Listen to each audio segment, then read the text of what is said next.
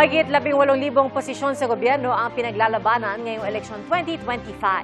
At sa Kongreso, 12 senador, 254 district representatives at 63 party list representatives ang mga pwestong up for grabs.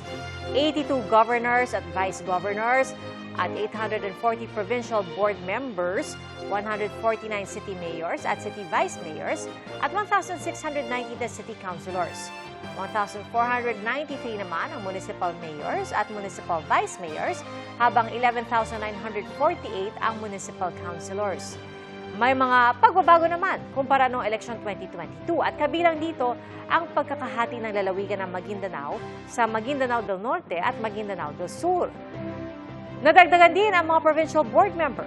Kasunod pa ito ng bagong panuntunan ng COMELEC na dapat may sariling kinatawan ang mga lone legislative district sa sangguniang panlalawigan at pag-a-adjust sa bilang ng miyembro ng sanggunian sa ilang lalawigan batay sa kanilang income classification. Dumami rin po ang mga city councilor at kabilang sa nadagdag ang 8 posisyon sa pagka-councilor ng Taguig City dahil sa pagkakalipat doon ng 10 Embo Barangay mula sa Makati. Mga kapuso, maging una sa saksi. Mag-subscribe sa GMA Integrated News sa YouTube para sa iba't ibang balita.